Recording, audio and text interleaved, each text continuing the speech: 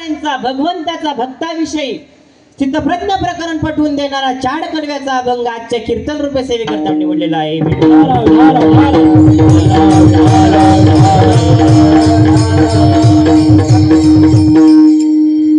अभंगाला सुरुवात करण्या अगोदर अल्पसा परिहार देणं तो म्हणजे असा की आपण किम निमित्ताने या ठिकाणी जमलोय तुम्हाला माहिती आहे. विश्व हिंदू परिषद बजरंग दल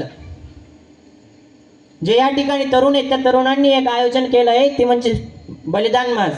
आणि त्या बलिदान मास निमित्ताने भव्य दिव्य चालू असणारा हा कीर्तन महोत्सव आणि ज्यांनी नियोजन केलंय ते विश्वगुरु श्री संत निवृत्तीनाथ महाराज वारकरी शिक्षण संस्था करजदेवान या संस्थेतर्फे नियोजनासाठी असणारे सर्वच आमचे गुरुवर्य सचिनजी महाराज असतील, त्यानंतर शशिकांत महाराज असतील, ज्ञानेश्वर माऊली असतील, त्यानंतर सर्वच विद्यार्थी मंडळी या सर्वांच्या उपस्थितीमध्ये हे नियोजन केलं गेलंय आणि बजरंग दलाच्या प्रमुख उपस्थितीमध्ये आयोजन केलं गेलंय. सर्व बजरंग दलच्या तरुणांना मी साष्टांग नमन करतो बाबा. कारण रात्रभर ते आपल्या हायवेवर गोरक्षण करतात, गोमातेची सेवा करतात. या नियोजन करणं सोपं आहे, कीर्तन करणं सोपं आहे, पकवाज वाजवणं सोपं आहे, पण भर रस्त्यावर गोमातेची गाडी अडवणं व गोमातेला रक्षण देणं या आपल्या गावातील गोरक्षक हे काम करत असतात रोज. आणि त्यांच्यातर्फे बलिदान मास निमित्त भव्य दिव्य कीर्तन महोत्सव या ठिकाणी चालू आहे. आणि या कार्यक्रमाला उपस्थित असलेले सर्व मातृवर्ग पितृवर्ग दोन्ही मृदुंगाचार्य माझ्या संस्थेतील सर्व गुरुबंधू या सर्वांच्या चरणावर एकदा नतमस्तक होतो. माझ्या गुरुवर्यांच्या चरणावर एकदा नतमस्तक होतो, आई वडिलांच्या चरणावर एकदा नतमस्तक होतो आणि सेवेला सुरुवात करतो. मस्तक हे पाया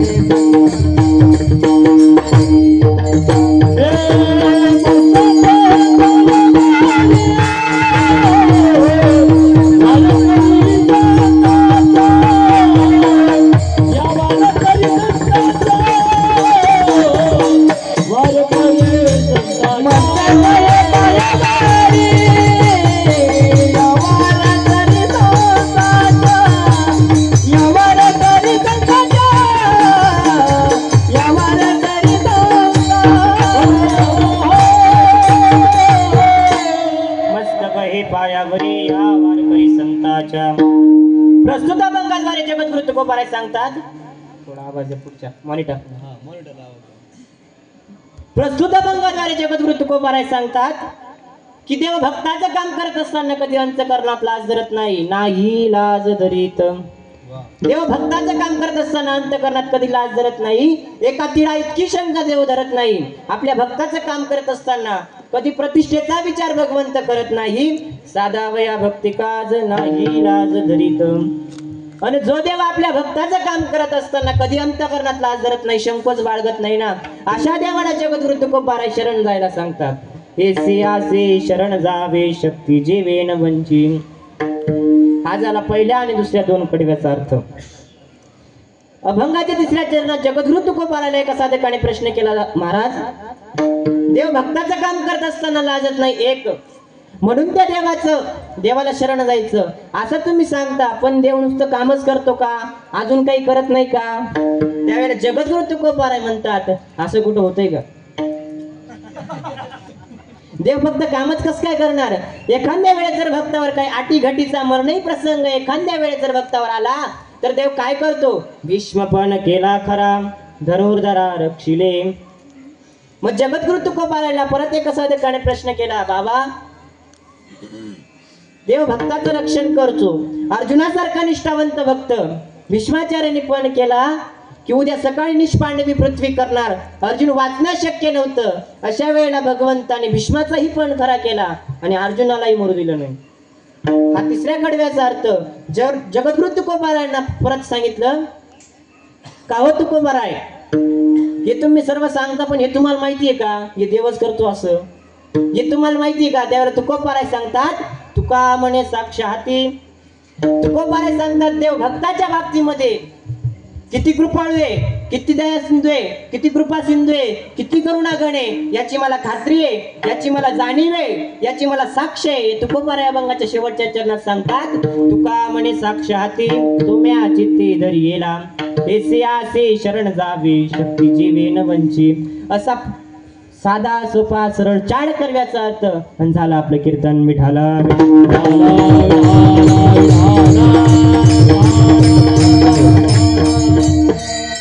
कीर्तनाला सुरुवात करण्या अगोदर तुम्हाला एक प्रश्न विचारतो, कीर्तन कशासाठी ठेवलं जातं बरं? सगळं माता भगिनी पितृवर्ग सर्वांनी सांगा, कीर्तन कशाकरता ठेवलं जातं? नाही माहिती? नाही माहिती का? ओ नाही माहिती? मी सांगू का? त्या अगोदर भजन करा, हाताने टाळी. विठाला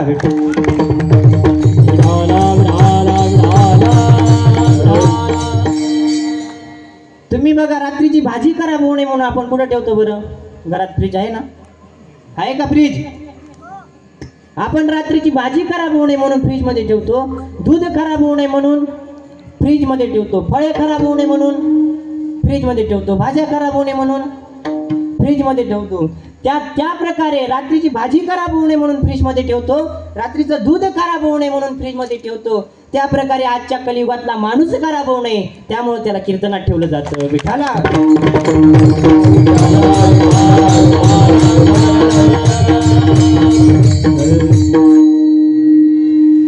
जगद्गुरु तुकोबा रायडे कसा देखाने प्रश्न केला, बाबा तुम्ही सांगता तेव्हा भक्ताचे अनेक कामे केले, पण मग कोणत्या भक्ताचं काम केलं? कोणत्या भक्ताचं काम केलं? त्यावेळेला तुकोबा राय सांगतात, कोणत्या भक्ताचं काम केलं?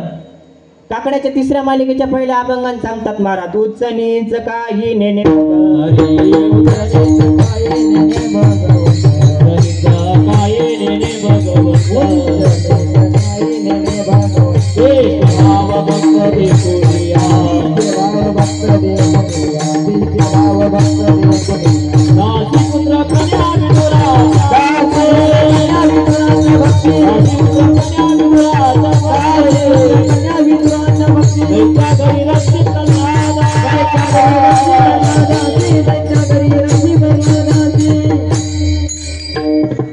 उंचनीच काय नेने भगवंत तिष्ठे भाव भक्ती देखून या.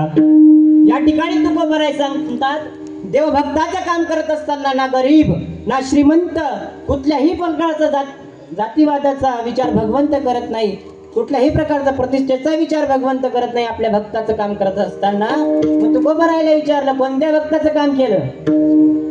कोणत्या भक्ताचं काम केलं देवाने? त्यावेळेला तुकोबा राय सांगतात, बिदरच्या बादशाहकडे मालिश करायला सेना महाराज होते. जातीने नावी वारकरी पंढरपूरचे निष्ठावंत भाव ज्यांच्या अंतकरणात आहेत ते सेना महाराज. 18 संतांपैकी एक अधिकारी महात्मा होऊन गेले, ते सेना महाराज बादशाहकडे मालिश करायला होते, बिदरच्या बादशाहकडे. उद्योगम वर्धन ते लक्ष्मी या पोटासाठी काही ना काहीतरी व्यवहार करावा लागणार आहे. आपण कर्मभूमीवर जन्माला आल्याच्या नंतर काहीतरी करावंच लागणार आहे. तुलसीदासजी वर्णन करतात की भगवंताचं नाव जन्माला आल्यानंतर भगवंताचं नाव व पोटासाठी व्यवहार न करणं हे मूर्खाचं लक्षण आहे. विठाला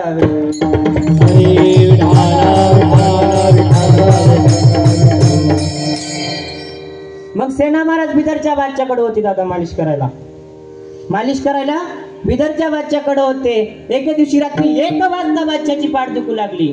बिदरच्या बादशाहची रात्री 1 वाजता पाठ दुखू लागली. जातीने मुसलमान होता तो राजा.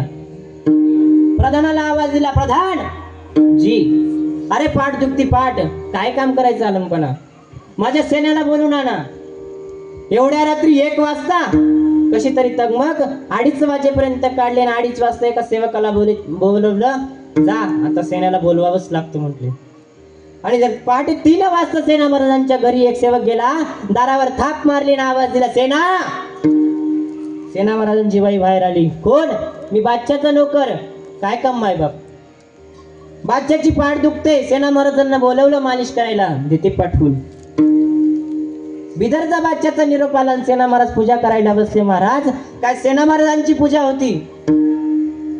एक लोटकं होतं छोटस देवाच्या अंगावर पाणी टाकायला, आणि एक खापराची नांद होती, त्या नांदीमध्ये पाणी होतं. लोटक्याने ते पाणी घ्यायचं, देवाच्या अंगावर 2 लोटके पाणी टाकायचं. पण सांगू एक गंमत, देवाच्या अंगावर 2 लोटके पाणी टाकल्याच्या नंतर खाली 4 लोटकं पाणी वाहत होतं. मग तुकोबा राहिला एका साधकाने प्रश्न केला, बाबा 2 लोटके पाणी टाकल्याच्या नंतर खाली 4 लोटके पाणी वाहतं कसं? त्यावेळेला 2 लोटके देव रडत होता. काय? सेना महाराजांच्या पूजेचे मंत्र. महाराज सेना महाराजांच्या पूजेचे मंत्र ऐकण्याकरिता पहाटे 4 वाजता सेना महाराजांच्या झोपडीच्या कडेला पहाटे पहाटे ब्राह्मण येऊन बसत होती. विठ्ठला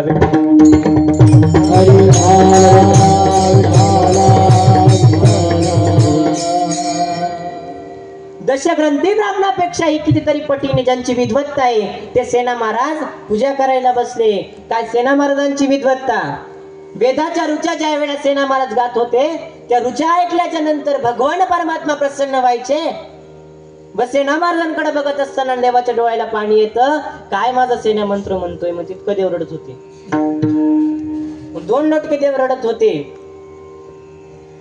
काय सेना महाराजांकडे का बंगला होता, का 4 चाकी गाडी होती, का 25 एकर जमीन होती? काही नाही महाराज, फक्त एक तांब्या, एक कढई भाजी करण्यासाठी आणि थोडस धान्य ते बादशाकडून मिळायचं. फक्त एवढंच सोनं सेना महाराजांकडं. आणि पूजेला काय काय सामान होतं? एक लोटकं होतं. तो काय तांब्या होता का तांब्याचा? नाही महाराज, तांब्याचा तांब्या नाही, तांब्याचा घांगाळ नाही, आरती नाही, गावरान तूप नाही, काहीच नाही सेना महाराजांकडं. फक्त मानस पूजा भगवंताची करत होते. एका लोटक्यानं पाणी देवाच्या अंगावर टाकायचं आणि फाटक्या उपरणाने देवाचा चेहरा पुसायचा, बुका भगवंताला लावायचा, तुळशीची मंजुळा चरणावर टेकायची आणि नमस्कार करायचा. 15-20 मिनिटं देवाची पूजा करणारे सेना महाराज त्या दिवशी काय गंमत झाली, 3 तास उठलेच नाही. 3 तास तशीच्या तशी पूजा आणि बादशाचा निरोप आला. आता बादशाचा निरोप येणं म्हणजे काय सामान्य गोष्ट आहे का? सामान्य गोष्ट आहे का? अहो बिदरचा बादशाह म्हणजे आत्ताला 100 खासदारांपेक्षाही श्रीमंत होता. विठ्ठला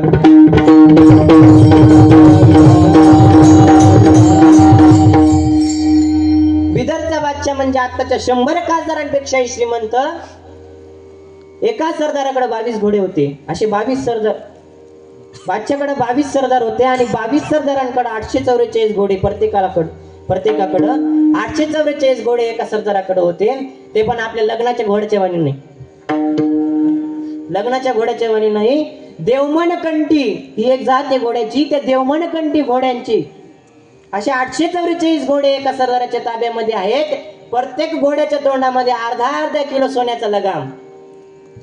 आणि ते घोड्यावर राहत नाही का पाय ठेवायला ते स्टँड 2.25 किलो चांदीचे प्रत्येक घोड्याला. 844 घोड्याला अर्धा किलो सोन्याचा लगाम आणि 2.25 किलो चांदीचे स्टँड होते पाय ठेवायला. आता तुम्ही सांगा 2.25 किलो गुणिले 844 घोडे किती क्विंटल चांदी होते? किती क्विंटल चांदी होते? घरी झाल्यावर विचार करा. ज्याला सहन होत नाही त्यानं, ज्याला आकडा पाहिल्याच्या नंतर घाम येईल ना त्याने उगीच कुटाणा करू नका. आमच्या इथं परवाच्या दिवसाची गोष्ट आहे, कोणाला सांगू नका, कोणाचं नातेवाईक राहिलं तर बरं का. परवाच्या दिवसाची गोष्ट आहे. रात्री 1 वाजता मी एकाला भेटायला गेलो, दवाखान्यात ऍडमिट होता तो. कीर्तन करून आलो आणि रात्री 1 वाजता त्याला भेटायला गेलो. म्हटलं काका का बरं घाम येतोय? म्हणे तुळशीरांता त्याला 300 क्विंटल कापूस झालाच कसा. ज्याला दुसऱ्याचा 300 क्विंटल कापूस पाहिल्याच्या नंतर घाम येतो त्याने 2.25 किलो गुणिले 844 घोड्यांची चांदी मोजायची कशी मोजायची? असे 22 सरदार ज्याच्या ताब्यामध्ये, त्याला बिदरचा बादशाह म्हणतात. आणि त्या बिदरचा बादशाहचा निरोप येणं म्हणजे सामान्य गोष्ट आहे का? सामान्य गोष्ट आहे का? नाही महाराज. बाईच्या डोळ्याला पाणी आलं, काय करावं समजत नाही. मालक पूजा करायला बसले. पूजा करता करता जर उठवलं तर पूजा मोडल्याचा दोष लागणार आणि नाही उठवलं तर बादशाह मारल्याशिवाय राहणार नाही. काय करायचं समजत नव्हतं. त्या ठिकाणी तुमच्या बाया असत्या ना, आणि एवढ्या मोठ्या साहेबाचा माणूस आला असता, एवढ्या मोठ्या जाऊ द्या नुसतं दादा भुसेनचा जरी माणूस आला असता तरी यांनी देवपूजा करता करता म्हटलं असतं उठा, काय देव धुवत बसताय. साहेबाचा माणूस आलाय, देईल 5-25 हजाराचं बंडल. असं कुठं कांद्याला भाव आहे, देईल 5-25 हजाराचं बंडल. उठात देव ठेवा बाजूला आणि लगेच पण उठले असते महाराज. या आपल्या बायांचं ऐकल्यावर उठतात. पण ती सेना महाराजांची पत्नी होती. बाईच्या डोळ्याला पाणी आलं, काय करावं काही समजत नाही. डोकं घासून विचार करा. एवढ्या मोठ्या श्रीमंत माणसाचा निरोप आल्यावर तुमच्या बाया कधीच पूजा करू देणार नाही. या म्हणता 2-2 किलोचे टाळ किलोचे केले वाजू घरात भाकरीचा पत्ता नाही आणि तुम्ही देवाची पूजा करत बसता. उठा, साहेबाचा माणूस आलाय. या अशा म्हटल्या असत्या, पण ती सेना महाराजांची पत्नी होती. पूजा करता करता जर मालकाला उठवलं तर पूजा मोडल्याचा दोष लागेल. नाही उठवलं 3 तास तशी पूजा सेना महाराजांची चालू. अर्धा तास उशिरा बादशाने वाट पाहिली. बादशाला राग आला, तळपायाची आग मस्तकाला गेली आणि सांगितलं सेवकाला, जा मारताना सैन्याला. 4 जण घोड्यावर बसले, महाद्वारापर्यंत गेले आणि पंढरपूरच्या पांडुरंगाला काळजी पडली. पांडुरंगाने विटेवरून उडी टाकली आणि लगेच सेना महाराजांचं रूप घेतलं. माय, जर पूजा करता करता जर माझ्या सेनाला मार बसला तर मला करुणा सिंधू कोण म्हणेन, मला दया सिंधू कोण म्हणेन, करुणा घन कोण म्हणेन. लगेच विटेवरून उडी टाकली आणि सेना महाराजांचं रूप घेतलं. गुडघ्या एवढं धोतरे, काना इतकी काठी आहे, फाटका सदरा अंगात आहे, डोक्याला फाटकं उपरणं बांधलं आणि सेना महाराजांच्या बादशाच्या दारात जाऊन मुजरा केला. मुजरा बाय बाप. बादशाह म्हटला, सेना आलास? हो आलो. काय काम करायचं आलमपणा? अरे 1 वाजल्यापासून पाठ दुखते, 1 वाजल्यापासून झोप नाही. बसा मालक खुर्चीवर. देवाने सेना महाराजांच्या रूपात बादशाला खुर्चीवर बसवलं. देव भक्ताचं काम करत असताना लाजत नाही, या विषयावर सांगतोय. देव भक्ताचं काम करत असताना लाजत नाही. सेना महाराजांना खुर्चीवर बसवलं. पिशवी काढली, खांद्याला पिशवी अडकवली. ती पिशवी काढली, तिच्यातल्या तेलाची बॉटल काढली. बाजूला सोन्याची वाटी होती, त्या सोन्याच्या वाटीमध्ये तेल टाकलं आणि देवाने सेना महाराजांच्या रूपामध्ये 4 बोटे देवाच्या बादशाच्या अंगावर मानेपासून कमरेपर्यंत फिरवले. कृपा कटाक्षाने हाळले. झोपच लागली महाराज बादशाला. आणि बादशाची हुसेन नावाची बेगम आली. जी आप सो रहे हो? उठून बसला. सेना का है बोले. येई सेना महाराजांकडे बघितलं आणि सेना महाराजांना म्हणले, सेना हात बघू तुझा. सेना महाराजांचा असा हात हातात घेतला महाराज आणि बादशाह रडायला लागला. सेना, काय कोमल हात आहे रे तुझा? सेना महाराजांचा हात होता का तो? सेना महाराजांचा हात होता.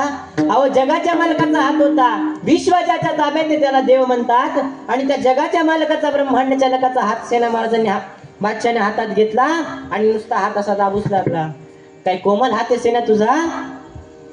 आणि खजिनदाराला सांगितलं, खजिनदार 2 मुठी मोहरा सेनाला देऊन टाका. खजिनदाराने पोत्यात 2 जळ घातली. 2 मुठी मोहरा सेना महाराजांच्या पिशवीत टाकल्या आणि देवाने सेना महाराजांच्या रूपामध्ये हळूच जाऊन ती पिशवी सेना महाराजांच्या घरात अटकवली आणि निघून गेले. सकाळी 5:30-6 वाजता खऱ्या महाराजांची पूजा आटपली. 3 तासाच्या नंतर ज्या वेळेला सेना महाराजांची पूजा आटपली त्यावेळेला सेना महाराजांच्या पत्नीने सांगितलं, हो मालक, 3 तासापूर्वी बादशाचा नौकर आला होता, तेव्हापासून तुम्ही गेला नाही तर काय करणार बादशाह? सेना महाराजांनी सदरा अंगात घातला, फाटकं उपरण डोक्याला बांधलं, देवाला नमस्कार केला आणि सांगितलं, काय काळजी करते ग, आपला मालक, विटेवरचा मालक सगळं बघेन. आणि गेले महाराज भगवंताचं नाम चिंतन करीत जय जय रामकृष्ण हरी, जय जय रामकृष्ण हरी. भगवंताचं चिंतन करीत बादशाच्या दरबारात गेले आणि बादशाला मुजरा केला. नेमकंच बादशाह प्रधान फिरायला निघाली होती. बादशाहनं पाहिलं सेना महाराजांना, सेना सकाळीच एकदा येऊन गेलास ना. सेना महाराजांना वाटलं बादशाह आपल्याला उलट बोलायला लागला. सेना महाराज म्हणला, माफ करा आलमपणा, सकाळी पूजा करायला बसलो, 3 तास उठलोच नाही, माफी असावी, पुन्हा अशी चूक कधीच होणार नाही.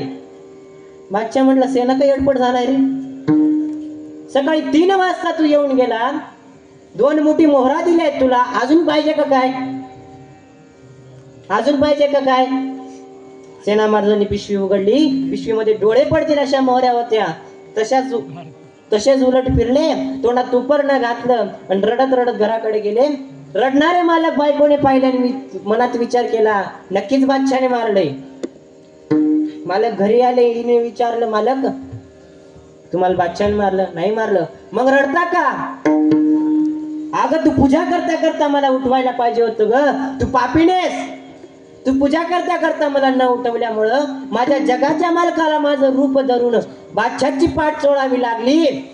तुकोबारा हा प्रसंग सांगत असताना म्हणतात की त्या सेना महाराजांना निष्ठेने भगवंताची वारी केली, निष्ठेने भगवंताची सेवा केली, त्याच अण्णा महाराजांचं रूप धरून भगवंताने बादशाची पाठ सोडली. मग एका साधकाने तुकोबारायला विचारलं, तुकोबाराय ठीक आहे, देवाने बादशाची पाठ सोडली, या आम्हाला मान्य, देवाने सेना महाराजांचं रूप घेतलं हे आम्हाला मान्य आहे, पण देवाने एका मुस्लिम राजाची पाठ सोडली, देवाला याच्यात थोडी लाज वाटली नाही का? त्यावेळेला जगद्गुरु तुकोबाराय सांगतात की देव भक्ताचं काम करत असताना कधीच अंतकरणात संकोच बाळगत नाही, कधीच आपल्या अंतकरणामध्ये लाज धरत नाही. अभंगाचं पहिलं चरण. साधावया भक्ती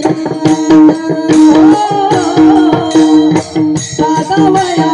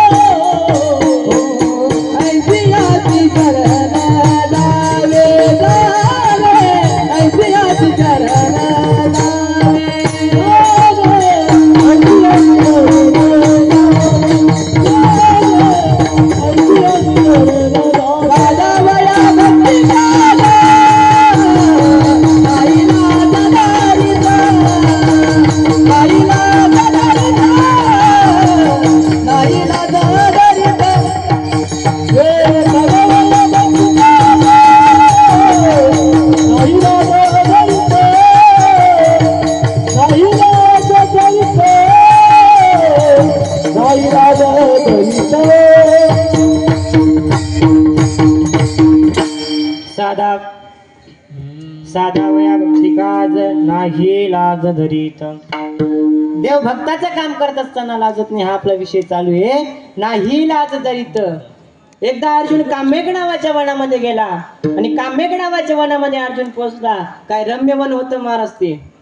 गगनचंबी पुरुकक्षेत रसभरित फलांची झाडं आहेत, फुलांची झाडं आहेत, सुंदरसे फुलांचे झाडं आहेत, कोसकोस पर्यंत सुगंध जाईल अशा सुगंधी फुलांच्या वेली येत, सुंदरशा नद्या वाहतात, बारीकशे सरोवर आहेत, कोकिळा भजन करतात, कौस्तुरी मृग पळतात, राजहंसाचे थवे आहेत. अशा सुंदर वनामध्ये अर्जुन पोहोचला, काम्यक नावाच्या वनामध्ये. आणि अर्जुनाच्या अंतकरणामध्ये सुभद्रा आठवली. कसं आहे माहिती का, काही काही ठिकाणातच दोष असतो, काही काही जागेतच दोष असतो की तिथं माणूस गेल्याच्या नंतर त्याला काम उत्पन्न होतं. काही माणसाचे घर असे असतात बाबा, तिथे त्या घरात गेल्यानंतर असं वाटतं स्मशानभूमी सारखं की इकडून वारा आला की डायरेक्ट तिकडून निघतं. असे काही काहींचे घर असतात. प्रत्येक गोष्टीमध्ये ताकद असते. तुम्ही बघा, पकवाजाची थाप वाजल्यावर आपल्याला रामकृष्ण हरीच आठवतं, पण ढोलकीचा आवाज ऐकल्यावर, ढोलकीचा आवाज ऐकल्यावर ताकद आहे महाराज स्वरामध्ये सुद्धा. पोलिसाच्या गाडीचं सायरन ऐकल्यावर आपल्याला कशाची आठवण होते, कशाची आठवण होते? गुलपीवाला आला असं.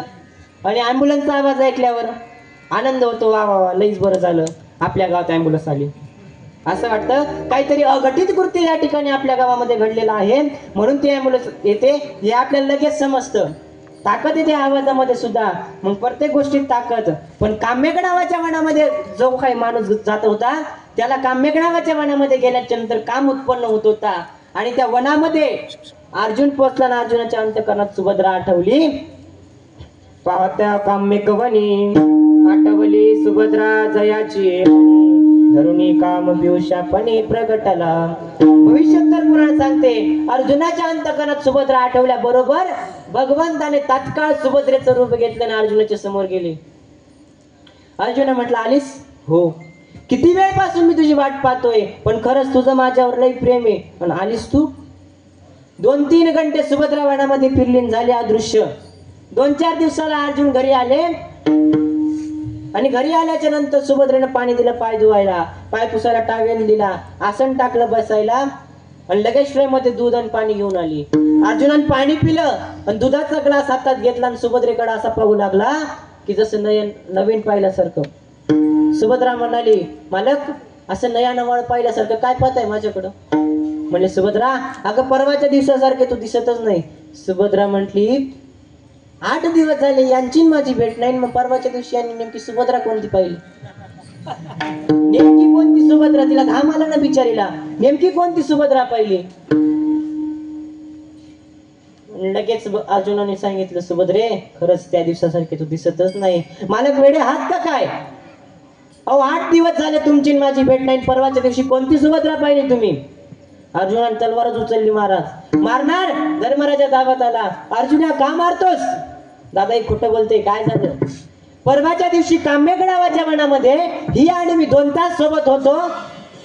परवाच्या दिवसासारखे तू दिसत नाही. इतकं म्हटल्याच्या नंतर ही म्हणते 8 दिवस झाले तुमची माझी भेट नाही. असं खोटं बोलत असतात का? धर्मराजाने सांगितलं, अर्जुना एखादी गोष्ट पटत नसते ना, मग तिचं लेकरू तिच्या घरी नेऊन पाठवावं. का मारून टाकत असतात? एखादी आपल्याला पटत नाही ना, तिचे आई बाप सांभाळायला तयार आहे ना, मग नेऊन पाठव ना घरी. काही तर मारावं मग जेलमध्ये बसावं. येडेपणा करतो का काय अर्जुना? शाणे माणसात आपण. तोंडाला काळा लागेल आपल्या. लगेच भीमाने भगवंताला फोन केला, भगवान जेवत असाल तर हात धुवायला येत आहे आणि धोतर घालत असाल तर काष्ट आमच्या इथे येऊन घाला. भीमाचं वजन होतं महाराज आणि पोरावाल्यांकडचं असं बी वजनच राहतं. लगेच भगवान हाजीर झाले. काय काम आहे? धर्माच्या डोळ्याला पाणी आलं. देव अर्जुन थोडासा रागावलाय, सहन करा. आणि ते पहिल्यापासूनच सहन करत होती. कोपे तरी निवांत साहेब. काय देवाचं ना अर्जुनाचं प्रेम महाराज, काही चिंता नाही म्हटले. भगवंत गेले आत. अर्जुन म्हटलं, कोण? मी भगवान. काही बोलायचं नाही, तुमची बहीण घेऊन जा. देवाच्या डोळ्याला पाणी आलं. अर्जुना असं का करतो? देवा अर्जुनाच्या जवळ बसले आणि सांगितलं, अर्जुना काय झालं ते तरी सांग. ते सांगायला पण मला टाइम नाही म्हटले. तुझी बहीण आत्ताच्या आत्ता घेऊन निघ म्हटली. अर्जुन भगवंताच्या डोळ्याला पाणी आलं. अर्जुनाने सांगितलं, माफ करा बहिणी माझी, तिचा संसार मोडू नये. माफ करा, काय चुकलंय सांगा ना. तेवढा अर्जुन म्हटला, अहो परवाच्या दिवसासारखी तू दिसत नाही. इतकं म्हटल्याच्या नंतर ही म्हणते 8 दिवस झाले तुमची माझी खूप भेटच नाही. असलं खोटं बोलत असतात त्या नवऱ्यासोबत. देव म्हटले, सुभद्रे तू खरंच भेटली नाही? होन दादा, 8 दिवस झाले यांची माझी भेट नाही. हृदयाची शपथ, मी खोटं कशाला बोलू? याने स्वतःला चिमकी घेतली. म्हणले आपणच शहाणपणा केलाय. याने सुभद्रेला बाहेर काढून दिलं आणि अर्जुनाला म्हणे, अर्जुना त्या दिवसासारखी सुभद्रा तुला पाहिजे का? लगेच 1 मिनिटात भगवंताने सुभद्रेचं रूप घेतलं आणि ते पहिले दिसायला सुंदर आहेत महाराज. राजस सुकुमार मदनाचा पुतळा, रवी शशी कळा लोपलिया, अत्यंत स्वरूप संपन्न भगवान परमात्मा झाला ना सुभद्रा. काय पाहायचं काम महाराज? अर्जुन म्हटलं अशी होती. वा वा वा, काय सुभद्रा आहे म्हटले. लगेच देवान पदर खाली टाकला की कटिंग केलेली दिसली. अर्जुन म्हटलं त्या दिवसाची सुभद्रेची कटिंग नव्हती केलेली. देवाने चट्ट साडी काढली आणि स्वतःच्या रूपात आले. अर्जुन म्हटला, देवा सुभद्रा तुम्ही चालतात? होय अर्जुना. अर्जुनाच्या डोळ्याला पाणी आलं. काम्यगडावाच्या वनामध्ये माझ्या अंतकरणात सुभद्रा आठवल्याबरोबर तुम्ही तात्काळ सुभद्रेचं रूप घेतलं. भगवान म्हणले, अर्जुना तुझ्या अंतकरणातला विरह पूर्ण करण्यासाठी मी सुभद्रा झालो आणि तुझा काम पूर्ण केला. हे प्रकरण ज्या वेळेला जगद्गुरु तुकोबारे सांगतात त्यावेळेस जगद्गुरु तुकोबारे सांगतात, भक्ताचं काम करत असताना देव अजिबात लाज धरत नाही, तर भक्ताचं काम करत असताना देव भक्ताची बायको सुद्धा होतो. साधावया भक्ती भक्ती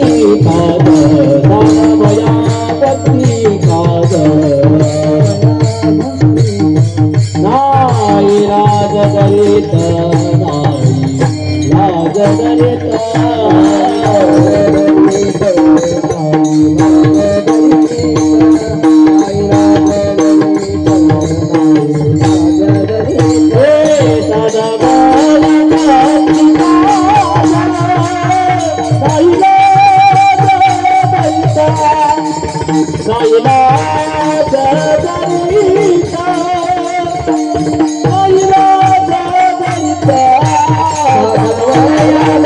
Bye.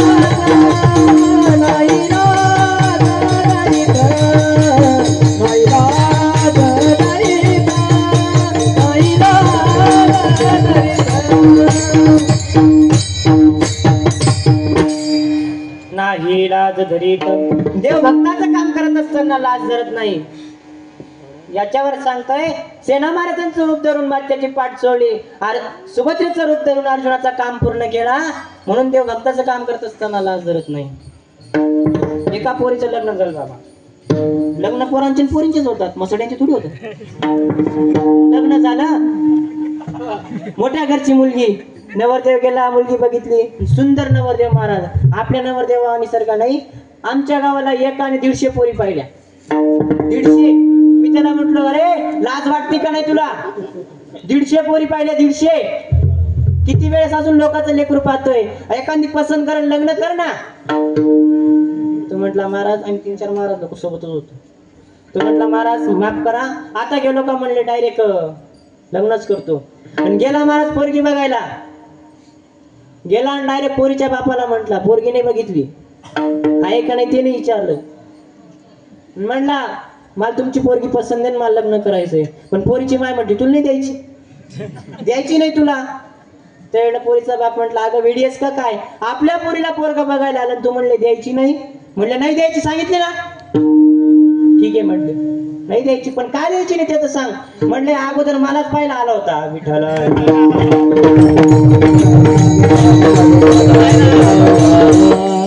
तसला मुलगा नव्हता तो, एकदम सुंदर सुशील मुलगा, गुणवान मुलगा. आणि गेला पोरगी बघायला.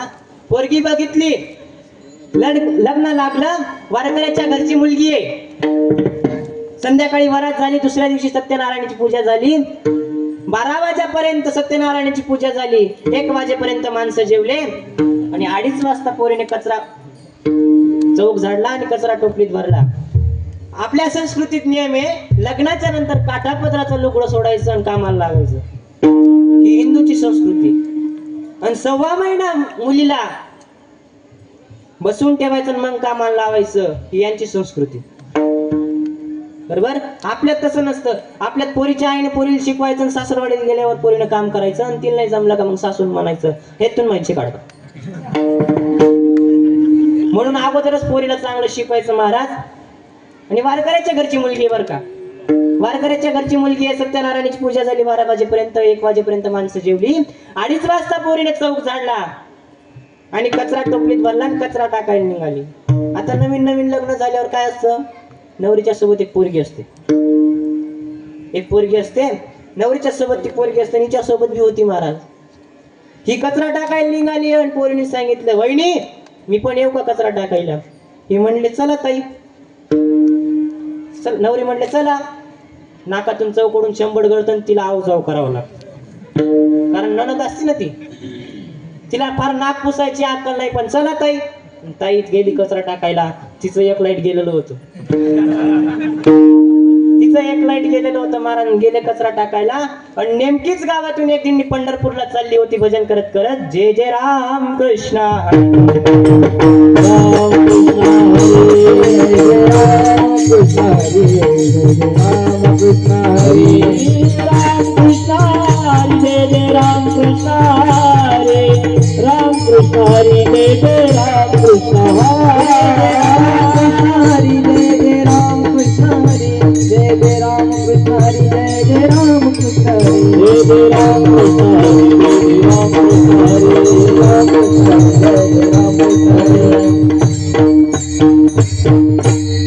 असं भजन करत करत दिंडी चालली पंढरपूरला. वारकऱ्याच्या घरची मुलगी आहे. रस्त्याच्या पलीकडे उकरडा आहे. उकरड्यावर कचरा टाकता टाकता पोरीच्या कानावर आवाज गेला टाळपक आवाजाचा. तशीच टोपली उखड्यावर टाकली आणि तशीच दिंडीच्या बाळातली मिसळली. आणि तिची ताई होती ना, तिचं एक लाईट गेलेलं होतं. तिचं ज्या दिशेने गेलं ना दिंडी या दिशेने गेली. तिथं ज्या दिशेने गेलं होतं ना दिंडी त्याच दिशेने गेली. आणि मग ती इकडच्या लाईटानं बघायचं, तिला इकडं कुठं वहिनी दिसायचं. वहिनी दिंडीत.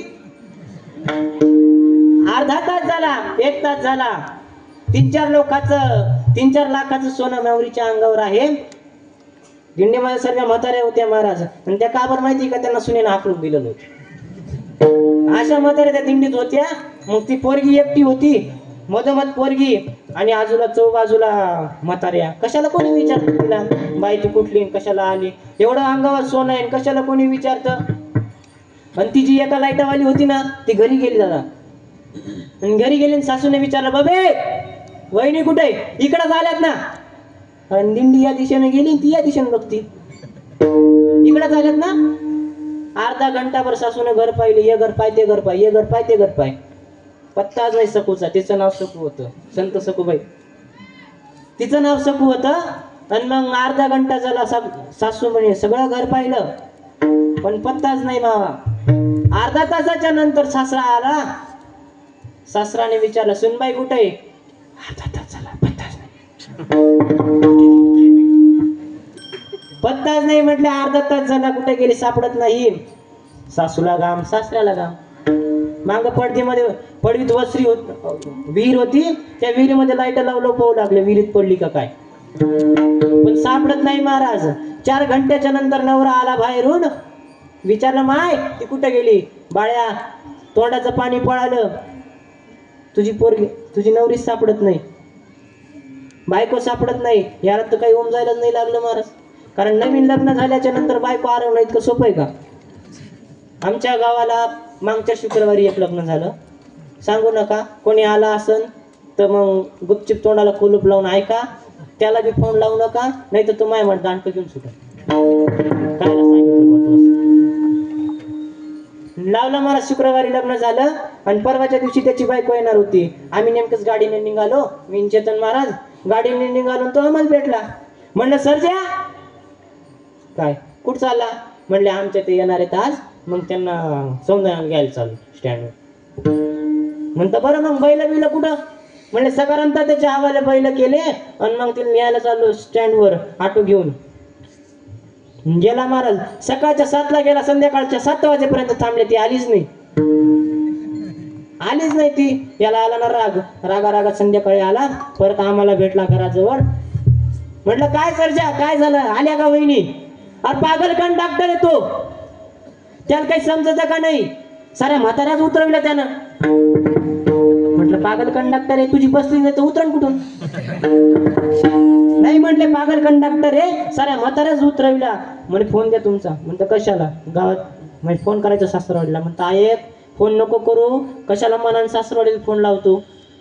नाही म्हटले, फोन द्या. ऐकतच नव्हता. दिला फोन. म्हणतं, इथं रेंज नाही, धाब्यावर जाऊन बोल. गेला धाब्यावर, फोन लावला सासरवाडीला. जसा फोन लावला तसा पोरीच्या आजीने उचलला. रामिया, मका अण्णा वासराला. फोनच ठेवून दिला. म्हटलं, काय झालं? म्हण, मला मका आणायला सांगते. म्हणतं, तुला सांगितलं होतं सासरवाडीला फोन लावू नको म्हणाने. नाही ऐकलं. परत फोन केला, पोरीच्या भावाने उचलला. कोण? मांजऱ्याचा पाहुणा बोलतोय. काय काम? देन तिच्याजवळ. फोन दिला मला तिच्याजवळ. ती म्हणली, काय? अगं सकाळपासून गेलोय, 300 रुपये ऑटोवाल्याला दिले, तुझी वाट पाहतोय, तू आलीच नाही. ती म्हणली, बघ बया, मी बसलीच नाही तर येऊ कुठून? अगं सकाळपासून त्या कंडक्टरने, पागल कंडक्टरने साऱ्या म्हाताऱ्याच उतरविला, पण तू आली नाही. म्हणले, मी बसली नाही तर येऊ कसं? तुम्हाला काय एवढा ना, सकाळपासून म्हाताऱ्याच पाहिल्या. आलीच नाही महाराज. म्हणले, 300 रुपये ऑटोवाल्याला गेले, पण तू नाही आलीस, उद्या तरी ये. आता धब्यावर बोलते, मग गुपचाप बसावं ना एका ठिकाणी. अशा गोल राऊंड खात होता तर बोलता. आणि आमच्या घराच्या मागे म्हशीचा गोठा आहे. जसा बोलता गेला, पाय सटकला, धन कशी म्हशीच्या गोठ्यात आपटला.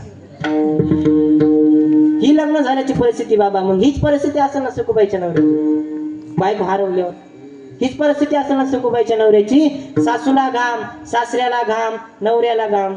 संध्याकाळी 6 वाजता हरिपाठ करून मंदिरातून आजल सासरा आला आणि खाटीवर बसला ना आवाज दिला, सकू. सखूबाई बाहेर आल्या. काय दादा?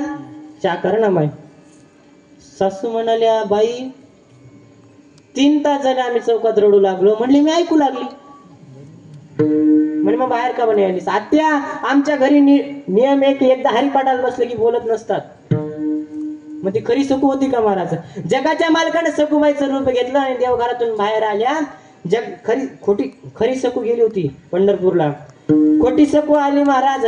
जी नाही ती कामं केली, पुंजा टाकायचं, सडा सारवण, भांडी कुंडी, जी नाही ती कामं करायची. एक काम सांगू, कवणे केदिनी वासना उद्भवली, पतीची या म्हणी, हस्ते कवळुनी कामिनी पूर्ण केली. पतीच्या अंतःकरणात वासना उद्भवली, देवाने सखूबाईच्या रूपामध्ये काम पूर्ण केला. 1.25 महिन्याच्या नंतर खरी सकू परत आली, खोटी सकू पंढरपूरला गेली. म्हणे 1 महिन्याचा गर्भ पोटात आहे. देवघरात गेली, देवाची पूजा केली, पांडुरंगाची मूर्ती होती छोटीशी, अशी तळ हातावर घेतली आणि रडायला सुरुवात केली. सांग, ज्याच्याशी लग्न केलं त्याच्याशी अजून संग नाही. काय? ज्याच्या सोबत लग्न केलं त्याच्याशी अजून संग नाही. 6 महिना तुझ्या वारीला आली. जो वयस्कर पुरुष भेटेल त्याला बाप म्हणत होते, जो कमी वयाचा भेटेल त्याला भाऊ म्हणत होते. मग 1 महिन्याचा गर्भ पोटात कोणाचा? रडू लागली. महाराज सांग देवा सांग. पाषाणाची मूर्ती बोलू लागली, सखे अगं मूर्ख आहेस तू, सासणवाशी आहेस. लग्न झाल्याच्या नंतर दुसऱ्या दिवशी तू वारीत गेली. हे जर तुझ्या घरच्यांना कळलं असतं तुझा संसार उद्ध्वस्त झाला असता. तू एका वारकऱ्याच्या घरची मुलगी आहे. तुझ्या वडिलांच्या अंतकरणात कायम माझ्या वारकऱ्यांची सेवा घडलेली आहे. कायम माझी वारीला येत राहतात आणि त्या वारकऱ्याच्या घरची तू मुलगी आहे. त्या वारकऱ्याच्या घरच्या मुलीचा अवमान होऊ नये म्हणून मी तुझ्या ठिकाणी संसार केला आणि गर्भ तुझ्या पोटात ठेवला. हे प्रकरण तुकोबाराय सांगत असताना सांगतात, ज्या सखुबाईने निष्ठेने वारी केली त्या सखुबाईचं रूप धरून भगवंताने सखुबाईच्या ठिकाणी संसार केला व आपल्या पती सखुबाईच्या नवरासंग संग केला. इतकं नीच पात्रतेचं काम भगवान करतो. व का बरं करतो? नाही लाज धरीत, अंतकरणात लाज धरत नाही म्हणून एक काम करतो महाराज. अजून पुढे जाऊन सांगायचं झालं तर चोकोबारायांचा प्रसंग आहे पंढरपूरच्या वरच्या बाजूला. पंढरपूरच्या वरच्या बाजूला 25 किलोमीटर अंतरावर इतका मुसळधार पाऊस पडला पण पंढरपुरात पाण्याचा थेंब नाही. आषाढीची वारी 14 दिवसावर आली होती पण पंढरपुरात पावसाचा थेंब नाही. देव भक्ताचं काम करत असताना लाजत नाही या विषयावर सांगतोय. 25 किलोमीटर अंतरावर पंढरपूरच्या वरती 25 किलोमीटर अंतरावर मुसळधार पाऊस पडला. इतका पाऊस पडला पण पंढरपुरात पावसाचा थेंब नाही. तरी पण डोक्या एवढं पाणी पंढरपुरात घुसलं. चंद्रभागा फुटून खळखळ वाहू लागलं. रात्री 1 वाजता माणसाच्या अंथरुणाला पाणी लागलं. खाटेच्या अंथरुणाला पाणी लागलं. पटापट उठले, आपापले लेकरं बाळ घेतले, नव्यावर गेले. पण जनावर होते महाराज, त्यांना कोण सोडतं, कोण कदर करतं? ज्या प्रकारे बजरंग दलवाले रात्री गाड्या अडवतात त्या प्रकारे थोडी ते कदर करतात महाराज जनावरांची. आपण नाही करत. आपल्याला एका गायला चारा टाकायला तोंडावर येतं आणि ते महाराज कोण सोडन त्या जनावरांना? आपापले लेकरं बाळ घेतले, जीव वाचवत म्हातारे कोतारे. चढता येत नव्हतं पण तरी चढले, वरती चढले. पण जनावरांना कोण सोडणार? काळजी पडली. जागेच्या जागेवर 400 जनावर मेली महाराज. चंद्रभागेच्या कडेला जेवढे गोटे होते का जवळजवळ त्याच्यातले म्हशी, गाई, बकऱ्या असे सर्व जमून 400 जनावर मेली. त्यावेळेला पंढरपूर बिदरच्या बादशाच्या ताब्यात होतं. ताब्यात होतं. बादशाने लगेच फरमान सोडलं. 200 रोजदार पाठविले खड्डा खंदायला आणि आषाढी वारी 14 दिवसावर आलती. 200 नोकर पाठवले. पंढरपूरच्या पूर्व दिशेला एक भला मोठा खड्डा केला आणि त्या खड्ड्यामध्ये जनावर टाकायचं. पण दादा जनावर टाकण्याचं काम एकट्या माझ्या चोकोबारायांकडे होतं. एकट्या माणसाला एवढे जनावर ओढत असतात का? गाडा पाठवला होता 3 चाकाचा. त्याला 2 दोऱ्या होत्या. त्या दोऱ्या ओढायच्या आणि तशी जनावर ओढायचे मग खड्ड्यात टाकायचे. सकाळी चौकोबाराय गेले, दुपारपर्यंत गुरं ओढले. दुपारच्या नंतर शक्य नव्हतं गुरं ओढणं. पण तरी बादशाचं फरमान होतं की गुरं सडायच्या आधी ओढायचे, वाजायच्या अगोदर गुरं ओढायचे. तुम्ही बघा महाराज, माणसापेक्षा जनावर लेट सडतात कारण ते चांगलं खातात. माणसं थोडी चांगलं खातात महाराज. बघा माणूस मेल्याच्या नंतर 12-13 घंट्याच्या नंतर माणसाचं बसू वाटत नाही म्हणून नाका तोंडात कापूस घालतो. नाका तोंडात जर कापूस घातला नाही ना तो माणूस असा बंब फुगवतो. म्हशीवाली असा बंब फुगवतो महाराज. मग 24 घंट्याच्या नंतर त्या माणसाच्या शरीरातून आळ्या निघायला सुरुवात होते. कारण माणसं काही खायला लागले आणि काही प्यायला लागले महाराज. जगद्गुरु तुकोबाराय एका ठिकाणी सांगतात, दारू गांजा मत पिओ यारो अक्कड गुम हो जाती है. दारू गांजा मत पिओ यारो अक्कड गुम हो जाती है. दारू गांजा मत पिओ यारो अक्कड गुम हो जाती है. दारू गांजा मत पिओ यारो अक्कड गुम हो जाती है. कर मुंह में मिट्टी आती है. अपने बलों को पैसा देकर मुंह में मिट्टी जाती है. अपने बलों का दाम खर्च कर मुंह में मिट्टी आती है. अपने बलों का दाम देकर मिट्टी जाती है. दारू गांजा मत पियो यारो अक्कड़ गुम हो जाती है. दारू गांजा मत पियो यारो अक्कड़ गुम हो जाती है. पिल्याने गांजा पिल्याने माणसाची बुद्धी भ्रष्ट होते महाराज. आम्ही जळगाव साईडला एका ठिकाणी कीर्तनाला गेलो. आमच्या शशिकांत बाबांचं कीर्तन होतं. त्या ठिकाणी कीर्तनाला गेलो. शशिकांत बाबांनी अभंग घेतला महाराज. रूप पाहता लोचने सुख झाले ओ साजने. कीर्तनाला सुद्धा हाच अभंग घेतला. सुंदरसं चिंतन त्यावर मांडलं. आणि कीर्तन संपल्यानंतर जो भाव विवेचन करतो ना, जो आभार व्यक्त करतो ना, तो उभा राहिला.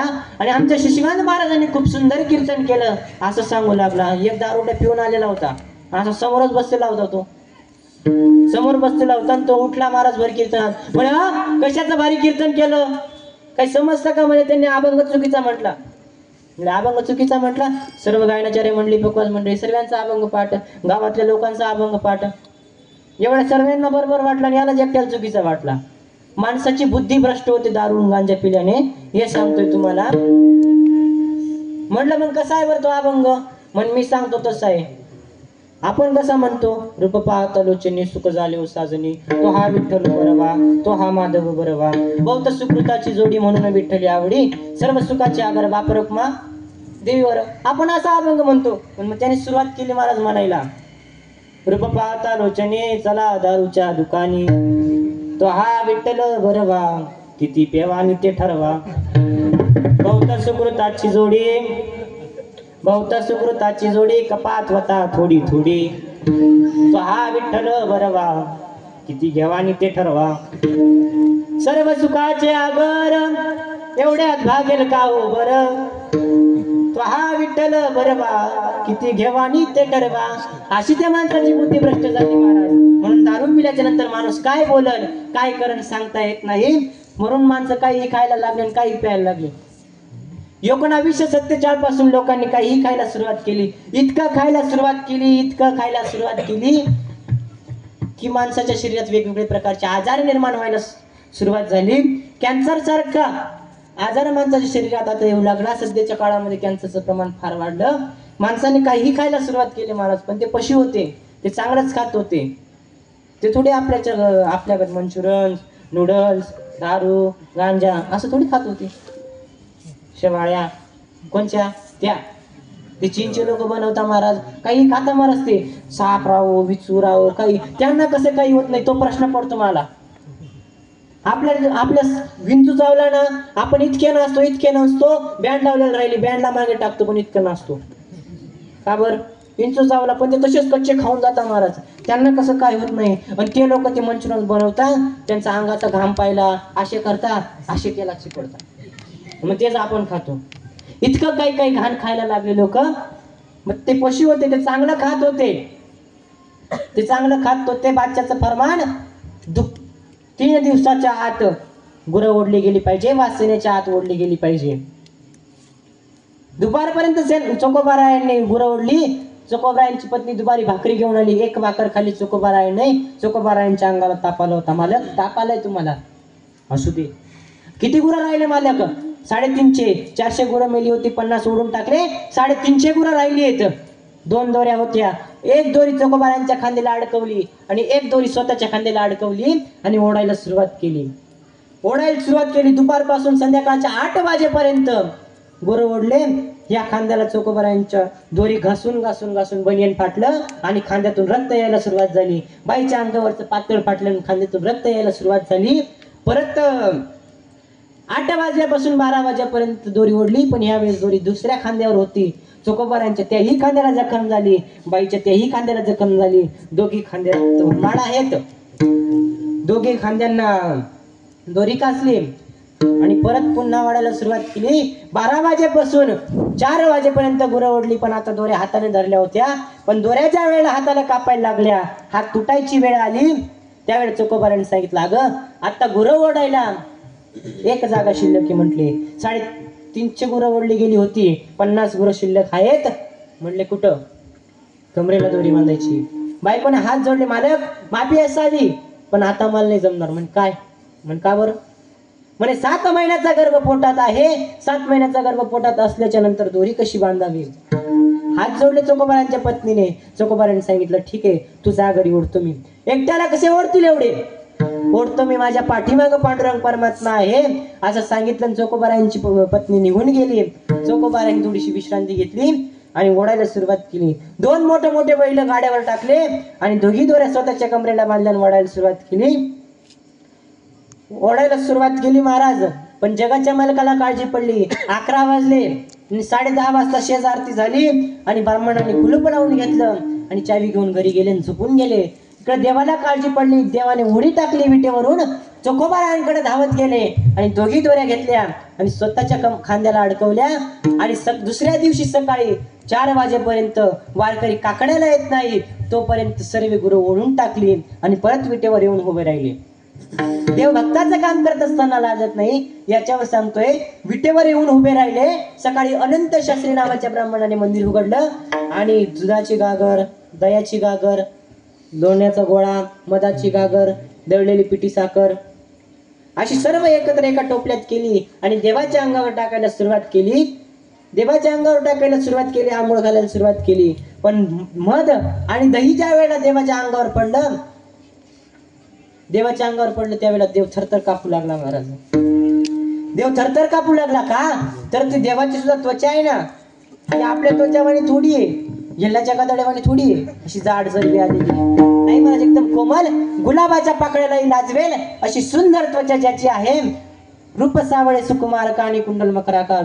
अगणितेच्या भगवान परमात्माचं आहे ज्याचं स्वरूप संपन्न इतकं छान आहे. त्या भगवान परमात्माच्या खांद्याला दोऱ्या धुतल्या होत्या आणि मग त्यात मध किती गोड आहे बरं. किती गोड आहे मध. खाल्ल्याच्या नंतर किती गोड आहे. पण ते मध जर जखमेवर पडलं तर विंचू चावल्या इतकी आग होते.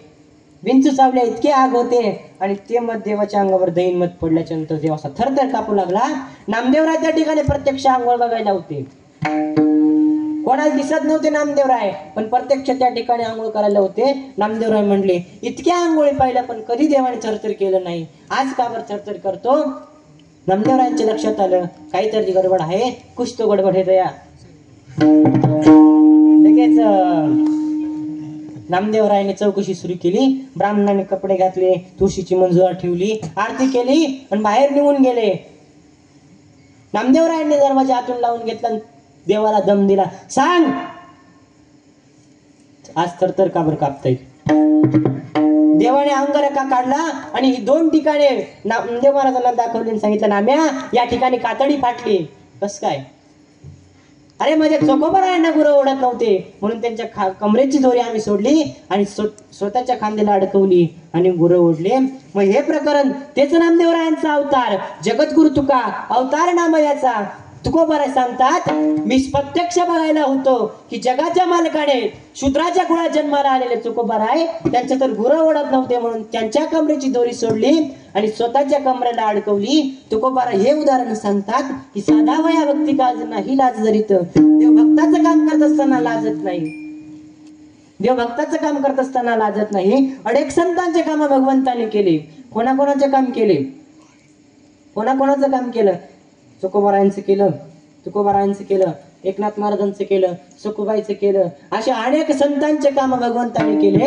मग जगद्गुरु तुकोबाराय सांगतात की असा जो भगवान परमात्मा आहे ना जो भक्ताचं काम करत असताना आपल्या मनामध्ये तिळ इतकी शंका धरत नाही, कधी संकोच बाळगत नाही, अशा देवाला तुम्ही शरण जा. अभंगाचं 2रं चरण.